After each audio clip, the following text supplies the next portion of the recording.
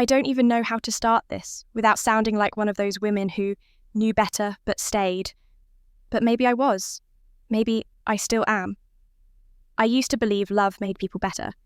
That if someone truly loved you, they wouldn't lie. That love would be enough to protect you from betrayal. But love didn't save me from what I found in that thread of green and blue texts at 3:14 a.m, when the bedroom was dark and only the hallway light buzzed outside our cracked door. Love didn't stop my fiancé from texting her every single night, and I didn't stop loving him even when I should have. Reed and I met 3 years ago at a friend's 4th of July barbecue in Brooklyn.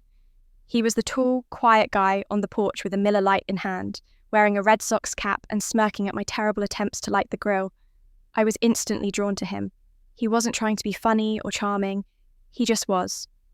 We ended up talking the whole night about how we both hated our office jobs, how neither of us wanted kids right away, how we missed when friendships didn't come with likes and follows. He had this gentle way of listening, like my words mattered, even if they were small. 6 months later, we moved in together.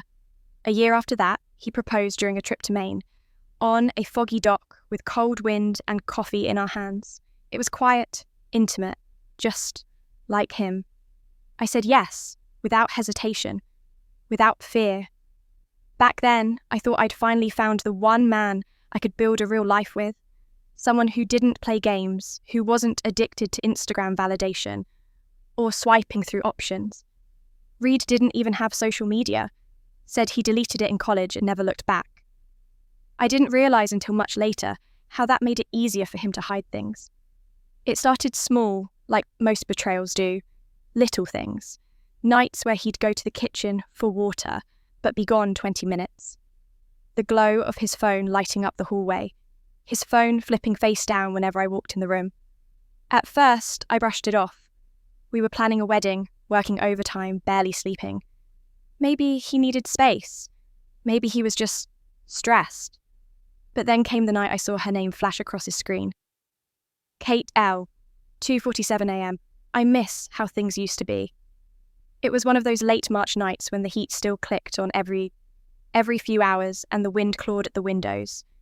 Reed was asleep beside me, or pretending to be. His phone vibrated on the nightstand, one long buzz. I don't know why I looked. I'd never checked his phone before. But something in me jolted, like my body knew what my brain refused to see. I opened the message, then scrolled up, and kept scrolling. 3 weeks of messages, hundreds, all times of day, but mostly late at night. Kate, remember that beach trip after prom? I still have that hoodie somewhere. Reed, I think about that night way more than I should. Kate, do you ever regret how we ended? Reed, every damn day, but I can't say that out loud. My chest tightened. The room spun a little. I could hear my heartbeat in my ears. And still, I kept reading. They'd gone to high school together. She was married now, had 2 kids, lived in Jersey. He hadn't seen her in years, apparently, but that hadn't stopped them from texting every night like they were still 17 and in love. And then I saw it. Reed, sometimes I wish I'd waited for you instead. Waited, instead of me. I put his phone back down and stared at the ceiling for the rest of the night, listening to his fake sleep breaths, wondering if he was dreaming of her. The next morning, I didn't confront him. I don't know why. Maybe I needed proof that it wasn't just nostalgia. Maybe I wanted to catch him saying the thing that would make it undeniable. So, I waited. For a week, I watched. I turned on iCloud syncing and mirrored his messages to my laptop. I screenshotted everything. I learned that she sent him selfies when her husband was out, that Reed called her his what-if girl, that he said things to her he hadn't said to me in months. One night, he wrote, "You made me feel alive again. I haven't felt that in years." I stared at the screen. My engagement ring felt like it weighed 100 pounds.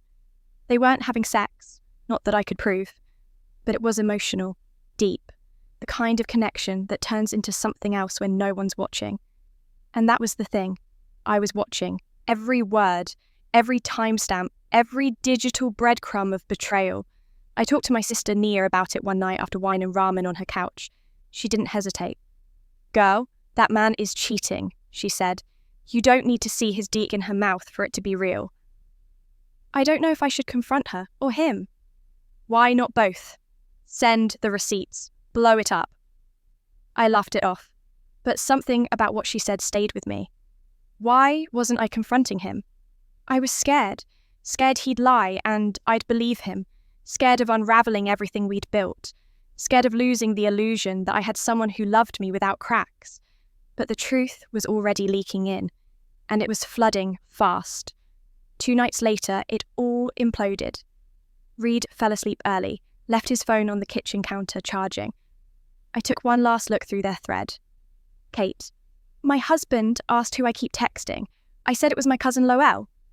Reed, tell him it's your sister next time. I didn't even feel rage, just this deep, hollow ache, like watching a house you built burn down in slow motion, knowing your favourite mug and the photos from your childhood are still inside. I copied the screenshots, saved them to a Google Drive folder titled Things I Can't Unsee.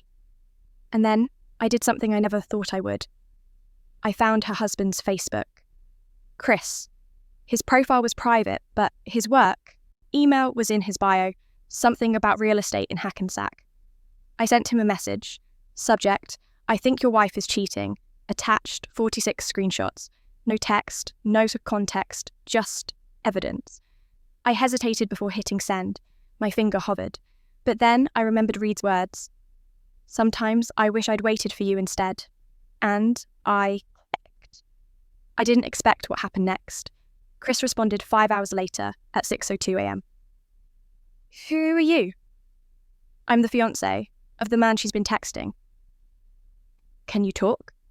We ended up on the phone for almost 2 hours, whispering like spies while our partners slept.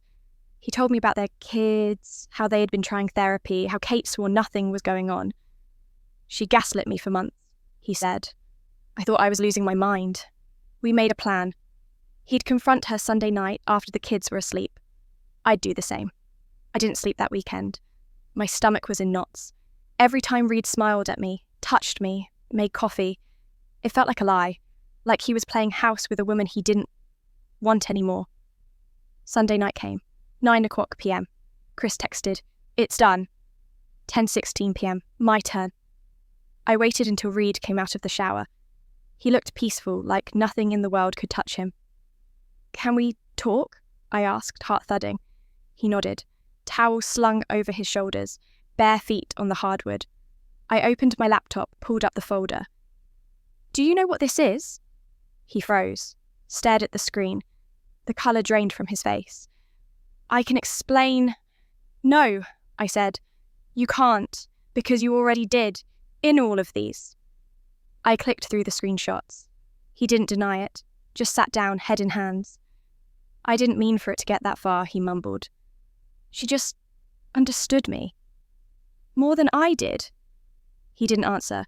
Just like that, the man I was going to marry became a stranger in my living room. It's been 5 days since then. He moved out, took the cat, left his keys on the counter in a silent goodbye. I haven't cried. Not really. Just floated. Disconnected. I think about Kate sometimes. Wonder what her house feels like now. If her kids notice the tension. If she blames me for sending the truth to her doorstep. But I don't regret it. Because silence lets betrayal fester. And I've had enough rot for a lifetime. You'd think the end of an engagement would come with some dramatic crescendo, screaming, sobbing, the final slam of a door. But mine ended in a whisper. No explosion, no begging. Just the soft click of a key left behind. Reed didn't fight for me. Not really. He texted once, the next morning. Reed, I'll come by Saturday for the rest of my stuff.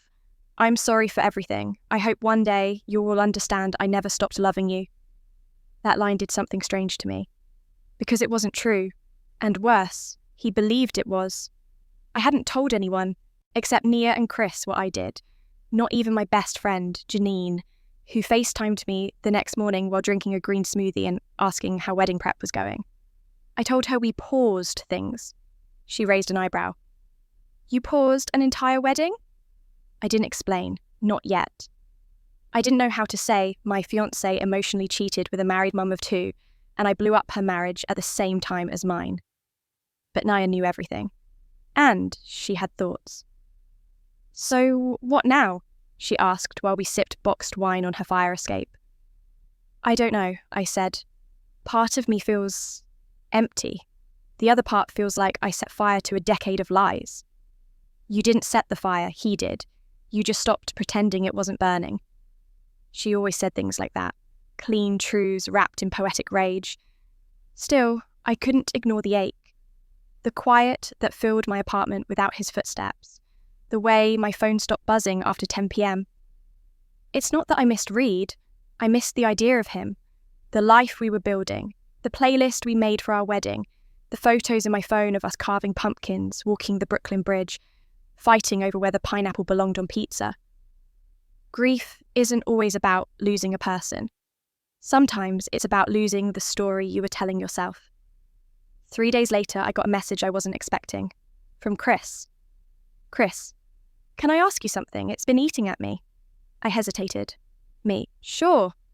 Chris, do you think they ever actually met up? I didn't have an answer. I had scrolled through all those texts, studied them like an archaeologist searching for artifacts of infidelity. But they were careful. No locations, no receipts, just innuendo, memory, late-night longing. Me, I don't know. Maybe. He replied an hour later. Chris. She said they didn't, but she also said they were just catching up. Chris. I asked her to leave. That line hit harder than I expected, maybe because I realised I wasn't the only one sitting alone at a kitchen table filled with what-ifs. Chris. Can I call you? I stared at the screen. My therapist once said that trauma bonds form in strange ways. When people experience emotional chaos together, they cling to each other to make sense of it. Still, I wasn't sure if talking to him again was smart, but I was lonely and curious. Me. Okay, just for a bit.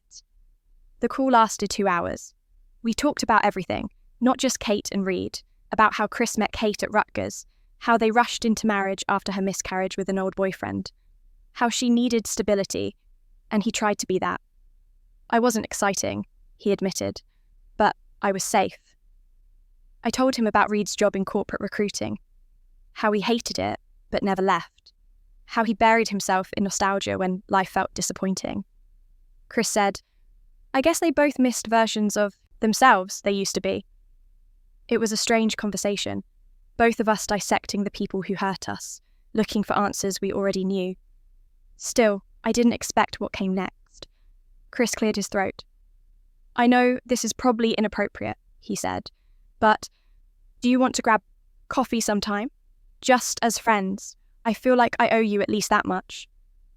I paused. It wasn't that I was attracted to him. Not yet, but something about the suggestion felt grounding, like a chance to reclaim a piece of this mess on my own terms. I said yes. We met at a small cafe in the West Village, one of those places with overpriced lattes and mismatched chairs. Chris looked different in person, less tense. He had warm eyes, the kind you'd trust with secrets. He wore a grey hoodie and jeans and brought me a tiny sunflower in a paper cup. Seemed like you could use a bright spot, he said. We didn't talk about Kate or Reed. Not that day. We talked about dogs, childhood, our favourite cereals. It felt normal, strangely easy. As I left, he hugged me. Just briefly, but it lingered. For the first time in weeks, I walked home with a lightness in my chest I didn't recognise. But peace doesn't last long in the aftermath of betrayal, especially when the people who broke you refuse to stay gone. It started with a package on my doorstep. No return address. Inside, my favourite sweater. The grey one I used to steal from Reed's drawer. The one that smelled like him. Tucked inside the sleeve, a note. You're still my, always, are. I dropped it like it burned. Then came the emails. Reed. Please talk to me. I can't stop thinking about you. Reed. I made a mistake, but I never stopped loving you. Reed. She doesn't mean anything compared to you. The rage came back, fast and hot. I wanted to scream. He was only sorry now that his fantasy collapsed. He missed the comfort I gave him while he romanticised someone else. I blocked his email, his number, everything. Still, he found ways. A playlist on Spotify titled You're Still My Favourite Song. A Venmo charge request for closure, $1. An Instagram account with no posts, just the handle, @alwaysread. It was pathetic and chilling.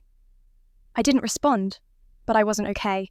One night, Nia came over unannounced. Found me on the couch in the same hoodie, eating dry cereal from the box.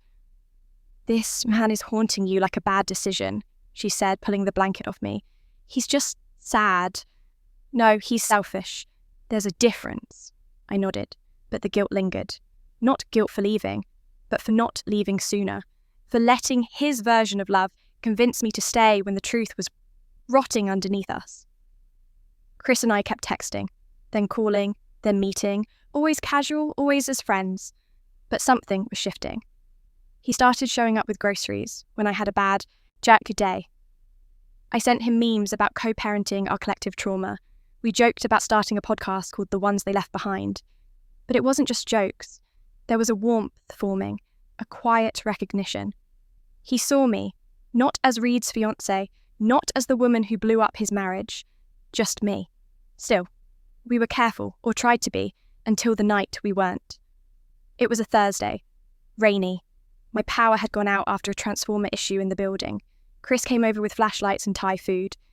We ate by candlelight, talked for hours about the versions of ourselves we'd lost in these relationships, about how betrayal makes you question everything, even your reflection. At some point, the silence shifted. He looked at me, eyes soft. "Can I tell you something?" he asked. I nodded. "I haven't stopped thinking about you since the night we talked.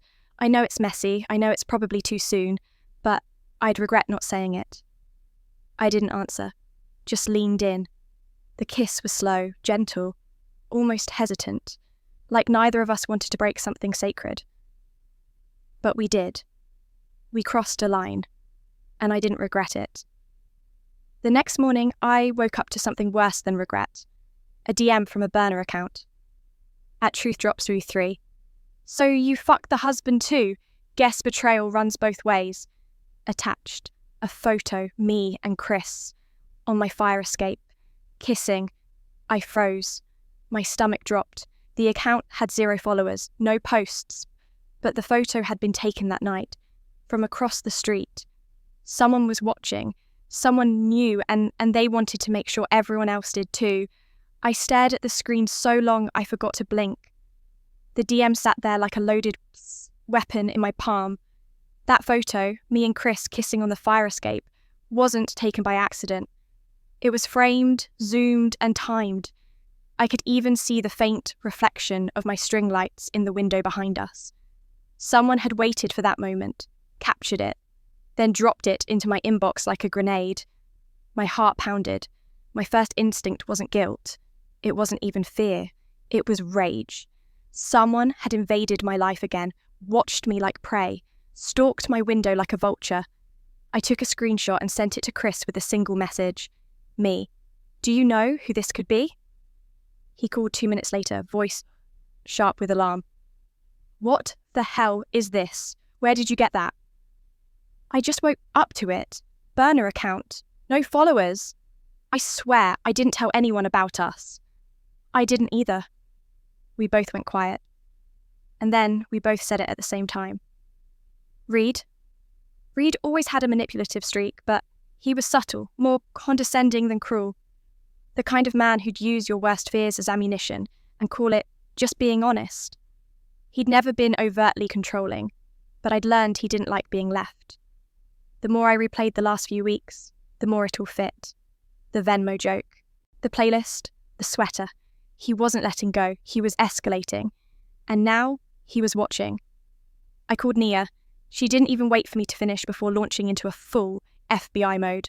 "I'm coming over. We're locking your settings down." She showed up with her old MacBook, a latte, and a list of things to check. iCloud settings, Wi-Fi networks, linked devices, location sharing. Sure enough, there it was, under Find My. Reed's iPad was still listed as a trusted device.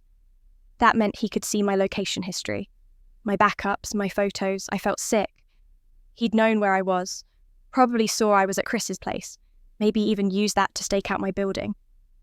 We removed the device, changed every password, wiped backups, set up 2FA. Nia even downloaded a firewall app. "You're clean now," she said. "Digitally, at least. Emotionally, that's your own damn circus." I half laughed, half cried. But it didn't feel over. It felt like the beginning of something darker.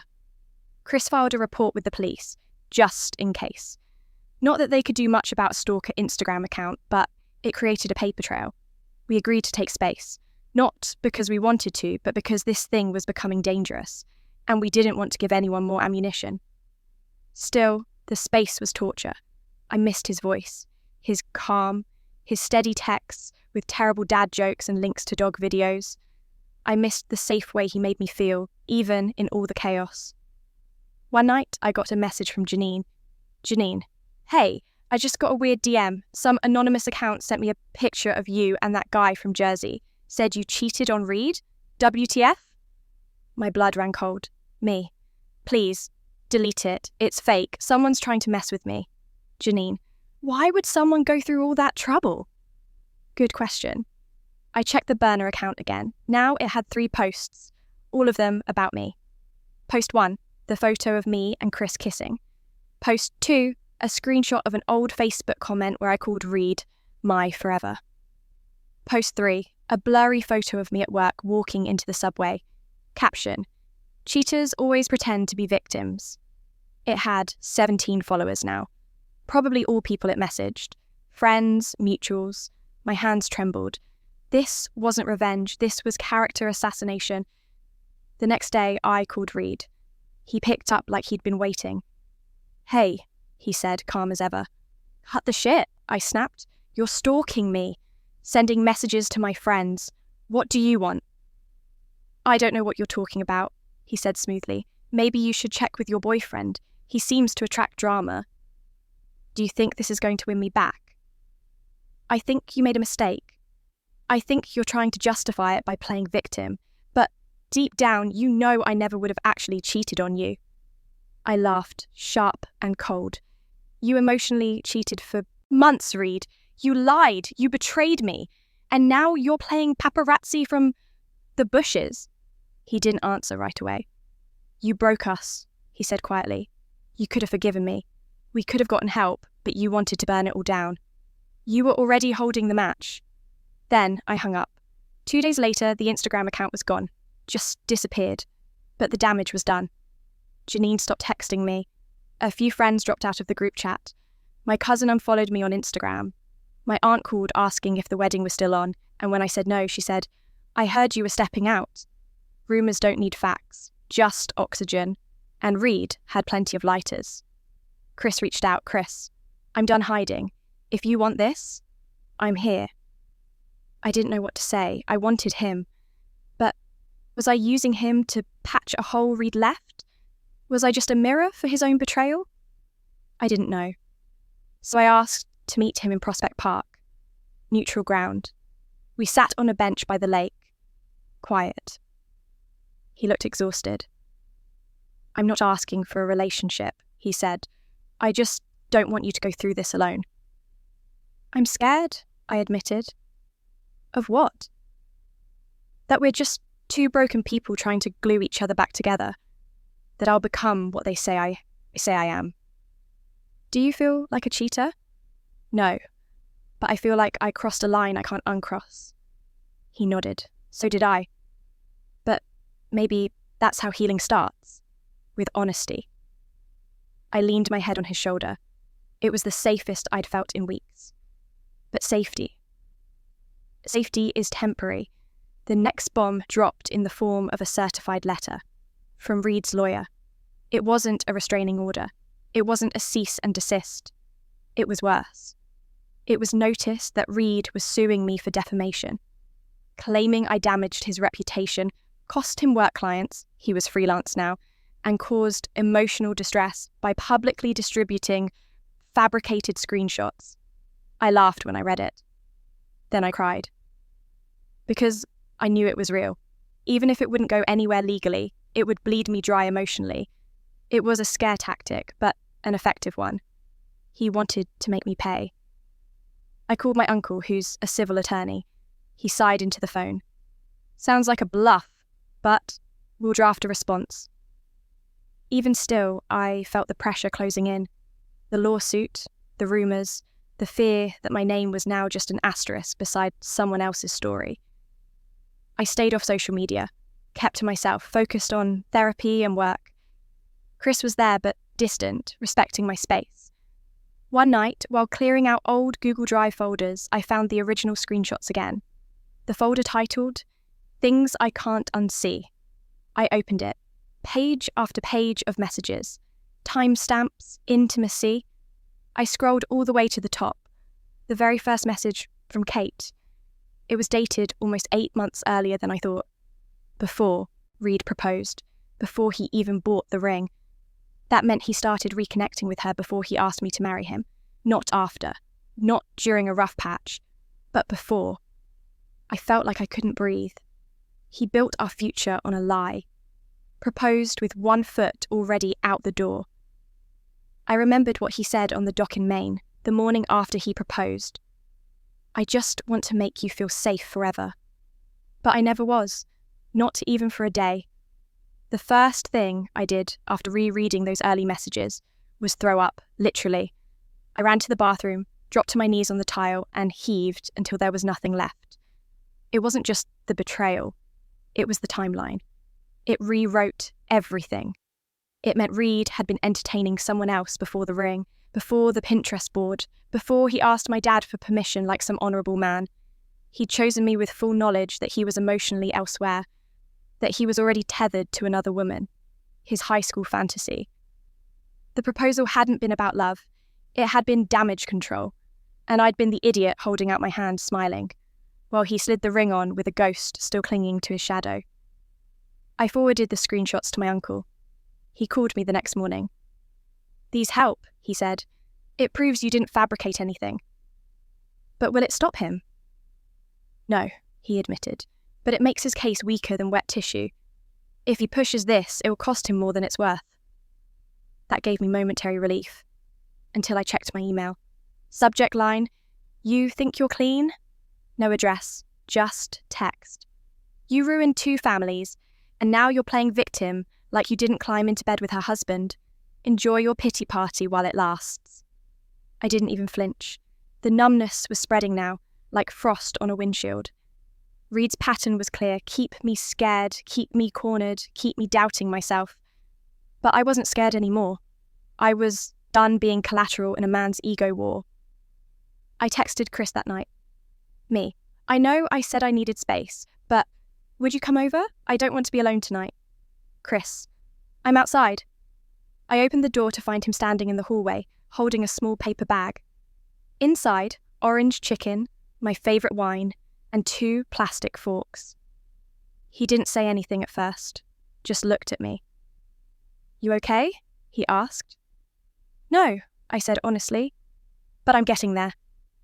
We ate in silence, then curled up on the couch under my old grey throw blanket, the one Reed never liked because it shed on his pants. Chris tucked my feet under his thigh. "Tell me everything." So I did, about the 8-month timeline, about the email, about how Reed was still trying to reframe me as the villain when he'd been the architect of this collapse. Chris didn't interrupt, didn't try to fix it, just listened. When I finally paused, he said something I'll never forget. "Do you know what the worst part of betrayal is?" I shook my head. "It's not the lie. It's that it makes you question everything that was real, even the good parts, even yourself." That broke me, because he was right. The next few days passed in quiet rebuild mode. I started therapy again, real therapy, not just the office Zoom wellness check-ins or guided meditation podcasts. A real human woman with wise eyes and an office that smelled like cinnamon tea and printer ink. Her name was Dr. Marlowe. She didn't ask me to relive the whole story on day 1. Instead, she asked, "What do you feel most guilty about?" I stared at the tissue box, falling for someone new while the dust was still settling. She nodded. "Do you think you hurt anyone by doing that?" I thought about Kate, about her husband, about how she never sent me a single word of apology, not even after her life fell apart. No, I said finally, because I never lied. I never chose fantasy over truth. Dr. Marlowe smiled. That's where healing starts. I wish I could say the drama ended there, but it didn't, because 2 weeks later I got an email from a journalist, local blog, pop culture and lifestyle. Subject, comment on viral post. Inside was a link. I clicked it. The title punched me in the chest. When fiancés snap, a modern-day love triangle exposed by screenshots and surveillance. My name wasn't mentioned, but the details were exact. Brooklyn engagement, emotional cheating, high school ex, secret affair with the betrayed husband, a mysterious Instagram account that leaked the truth. The comments were brutal. Y'all really be out here playing soap opera IRL. Everyone sucks in this story, especially the girl. Imagine sending screenshots and then sleeping with the dude's husband, Elmo. I shut my laptop, hands trembling. I couldn't prove Reed leaked it. But who else could? It was his final strike, his way of turning my truth into spectacle. I sat with it for a long time. Then I called Chris. He answered on the first ring. You saw it? He asked. I did, he sighed. I'm sorry, I didn't think it would come to this. Me neither. We were both quiet. Then I said, I think I want to go away for a while. Alone? Yes, not because I don't want you around, but because I need to remember who I am without all of this. Without them. He didn't try to change my mind. He just said, I'll be here when you get back. And I believed him. I booked a rental cabin in the Catskills. 4 hours north, no Wi-Fi, no social media, just a tiny kitchen, a clawfoot tub, and a bookshelf filled with dog-eared novels. I brought 2 things, a journal and the playlist I made the night Reed proposed. It was ironic, I know, but I needed to hear the songs again, to see if they still held power over me. They didn't.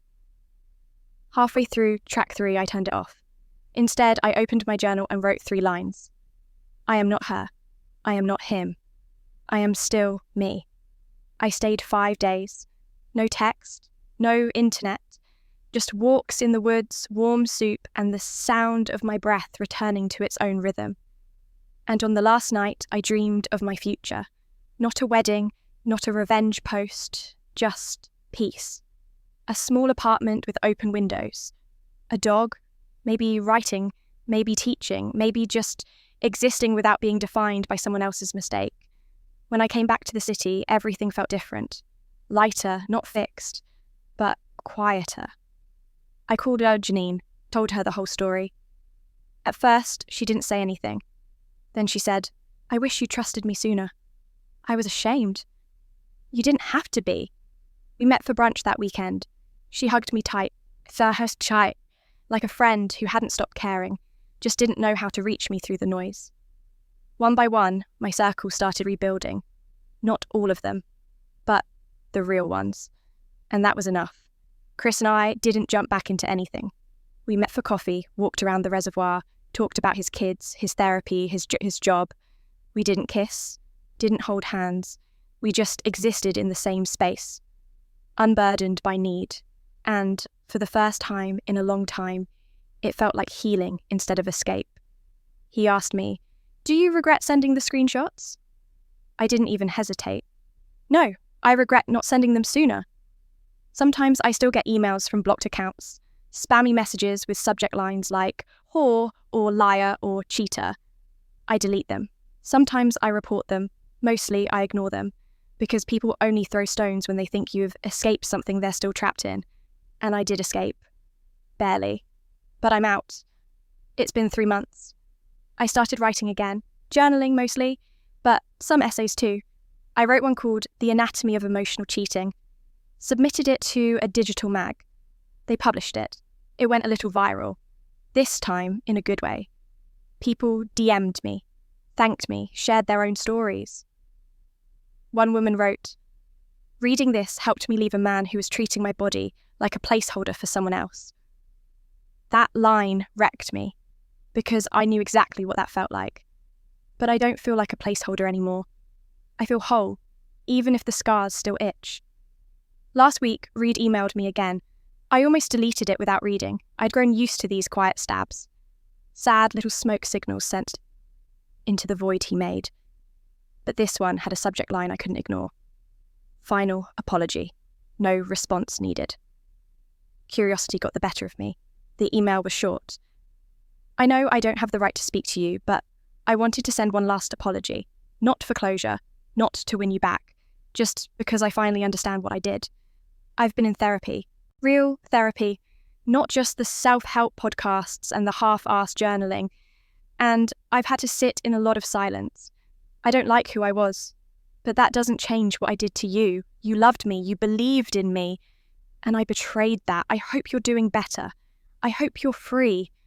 I hope someone makes you feel seen every single day. I'm sorry. I read it once, then again. Then I closed the tab and let the wind pass through me, because there was nothing left to feel. Forgiveness didn't mean we'd ever speak again. It didn't mean I trusted him or believed his timeline or thought his wounds absolved his cruelty, but I didn't hate him. Not anymore. He was just a man who chose cowardice over truth. And I was a woman who survived it. A week after that, Chris and I met for dinner at a little tapas place in Park Slope. We hadn't seen each other in a while. Life got busy. He was juggling co-parenting schedules. I was trying to stay offline and rebuild the scaffolding of my career. But when I saw him walk in, with his warm eyes and wind-ruffled coat, I felt a flicker of that first connection again. We talked about everything but what happened. New music, his daughter's piano recital, a book I was reading, my pitch for a podcast about emotional recovery from modern betrayal. He smiled. You're turning it into something. I had to, I said. It was either that or let it rot me. Still, it's brave, I smiled. I don't know if it's brave. I think it's just honest. We took the long way home, walking through brownstone-lined streets, crunching leaves under our shoes. Outside my apartment, we lingered. No expectations, just that soft pause where something hangs in the air, unspoken. Chris looked at me. Do you think we'll ever get it right, you and me? I shrugged. I think maybe we already are, just by not pretending it's supposed to be perfect. He nodded. Then, carefully, he leaned forward and kissed my forehead. Not my lips, my forehead. Soft, respectful, steady. I'll see you soon, he said, and then he turned and walked away. I stood on my steps for a long time, watching the night settle over the city. My phone buzzed, a DM from a woman I didn't know. Hi, I read your article. My fiancé has been texting his ex for months. I thought I was crazy until I read your words. Thank you, I replied. You're not crazy, you're just finally seeing the truth. 3 months later, I launched the podcast. I called it Things I Can't Unsee. The first episode was just my voice, raw, quiet. I told the story, all of it, in my own words, without interruption, without shame. I ended the episode with this. Betrayal doesn't begin with sex. It begins with secrets. It begins in the space between honesty and omission, between comfort and cruelty. But you don't owe anyone your silence to keep their comfort intact. If you're listening to this and you feel broken, please know you're not. You are not crazy. You are not dramatic. You are not overreacting. You are waking up. It went viral. Thousands of downloads, DMs, comments, people who had lived the same story with different names, different cities, same ache. I heard from a woman whose husband of 20 years had a texting friend he swore was just a co-worker. From a man whose fiancé still liked every post from her college ex and whispered to him late at night. From someone non-binary who said they finally felt seen by someone who didn't frame betrayal as a binary of right and wrong, but a spectrum of violation and grief. I didn't reply to all of them, but I read every one, and every story made me feel a little less alone. I never got a wedding, never wore the dress I picked, never danced to the song Reed and I chose for our first dance, never saw my dad tear up walking me down the aisle. But I did get something else. I got my voice back. I got a clean slate. I got the chance to write my own vows, just for me, to show up for myself, to never silence my gut again, to believe my own eyes when the evidence is staring me down at 3:14 a.m. on a cracked screen in a quiet bedroom, and to walk away. Even when I still love someone, if they show me they can't hold my heart without crushing it. As for Chris, we talk, we meet, we walk, we exist. It's not a fairy tale, it's a friendship, a maybe, a patient unfolding. We promised each other one thing: no more hiding. If we fall in the open. And if we break honestly. I still have the Google Drive folder. Things I can't unsee. But I don't open it anymore. Not because I'm scared, but because I don't need it to remind me of what I survived. I have myself for that now, and she's not going anywhere.